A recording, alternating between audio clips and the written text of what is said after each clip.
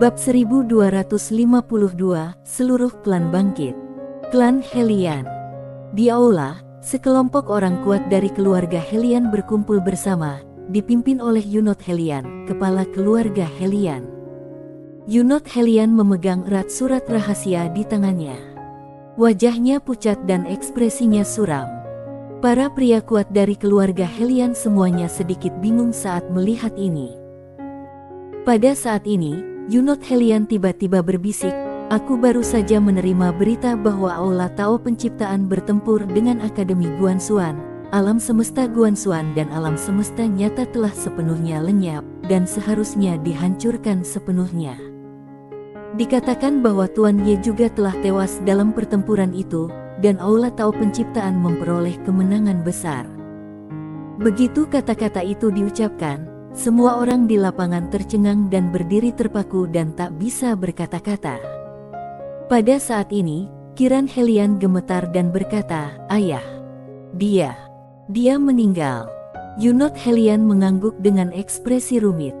Wajah Kiran Hellion sepucat kertas, dan adegan pertemuan pertamanya dengan Sander Ye muncul di benaknya. Dia tidak menyangka bahwa kultivator pedang muda yang bersemangat itu akan tewas dalam pertempuran. Pada saat ini, Funot Hellion tiba-tiba berkata dengan suara yang dalam, "Kakak pertama, apakah wanita bergaun polos itu tidak bertindak?"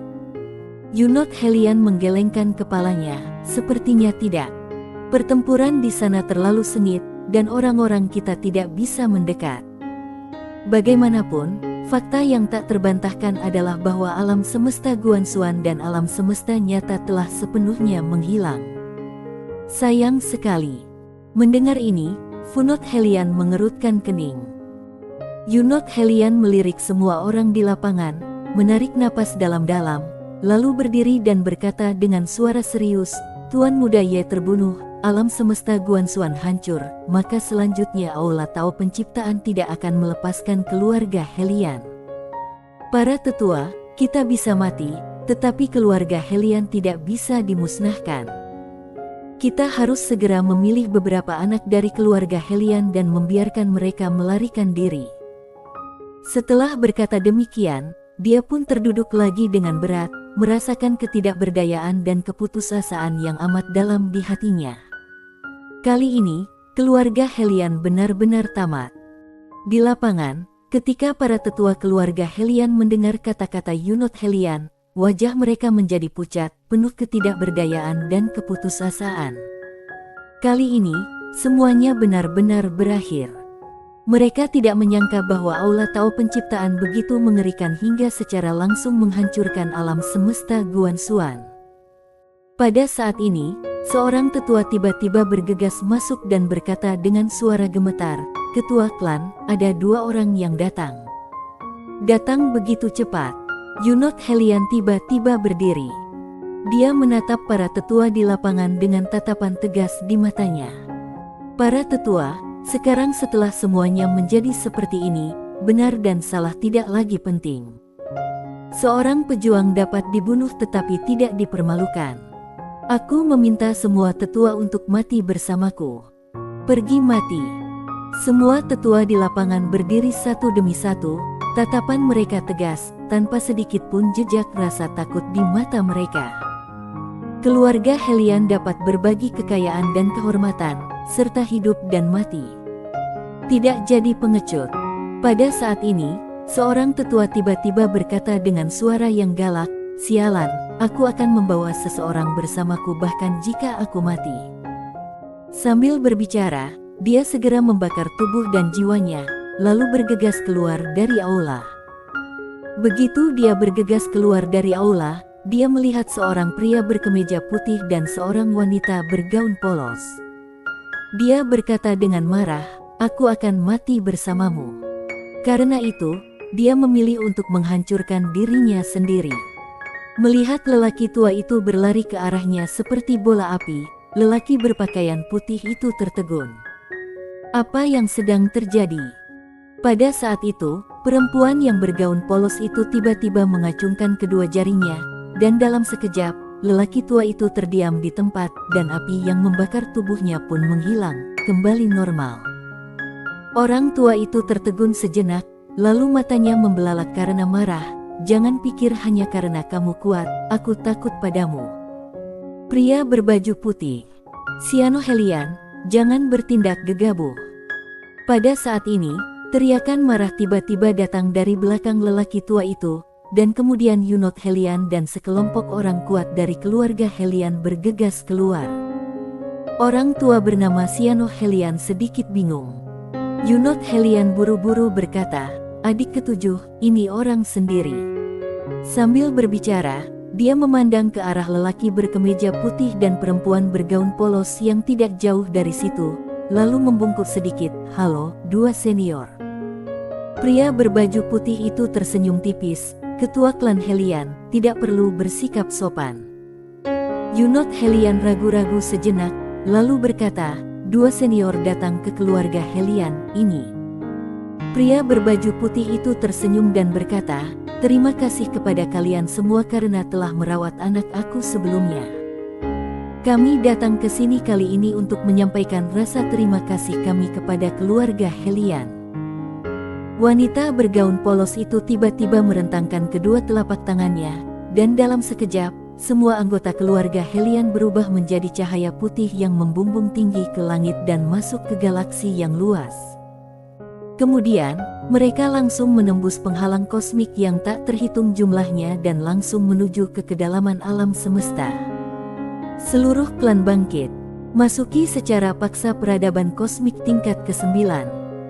Tepat saat mereka hendak memasuki peradaban kosmik tingkat ke-9, sebuah suara kuno tiba-tiba bergema dari kedalaman alam semesta. "Siapa yang berani mengganggu tatanan alam semesta?" Di bawah, wanita bergaun polos itu mendongak dan berkata, "Enyahlah." Suara itu terkejut, "Destri, hamba akan keluar dari sini sekarang juga." Suara dan aura itu lenyap tanpa jejak dalam sekejap. Penghalang peradaban antara peradaban kosmik tingkat 8 dan peradaban kosmik tingkat 9 langsung hancur, dan seluruh keluarga Helian dengan paksa menyerbu ke peradaban kosmik tingkat 9. Tidak hanya itu, setiap orang di keluarga Helian memiliki warisan misterius di lautan kesadaran mereka. Mulai saat ini, peradaban kosmik tingkat ke-9 akan memiliki satu klan super lagi. Terlebih lagi, di balik klan super ini, ada bos super yang misterius. Di wilayah 9 negara, wanita yang bergaun polos itu mengalihkan pandangannya, menatap pria berkemeja putih di sampingnya, dan berkata lembut, "Ayo pergi." Pria berpakaian putih itu ragu-ragu, lalu berkata, "Dia." Wanita bergaun polos itu mengangkat kepalanya dan melirik ke suatu tempat di alam semesta. Dia berkata dengan tenang, "Itu tergantung pada apakah dia dapat menangani kekayaan yang luar biasa ini." Lelaki berpakaian putih itu mengangguk, lalu menarik wanita bergaun polos itu dan berbalik pergi. Di sebuah padang pasir yang tandus, seorang lelaki tua dan seorang wanita berjuang keras untuk maju. Lelaki tua itu mengenakan baju kain kasar, berbahu lebar dan berpinggang tebal, berkulit gelap, dan wajahnya berpasir. Di pundaknya, dia menenteng tas kulit yang menggembung. Di sampingnya, wanita itu tampak berusia sekitar 17 atau 18 tahun. Dia mengenakan gaun lavender. Meski penampilannya tidak memukau, dia memancarkan aura tenang dan cantik. Semakin jauh mereka berjalan, semakin kencang angin dan pasir bertiup, dan keduanya hampir tidak bisa membuka mata. Wanita itu tiba-tiba bertanya, "Kakek, apakah kakek ingin istirahat?" Lelaki tua itu menyipitkan mata ke langit dan menggelengkan kepalanya, "Tidak, hari akan segera gelap. Kita harus keluar sebelum gelap. Kalau tidak, jika cacing pasir keluar di malam hari, kita berdua akan mati di sini."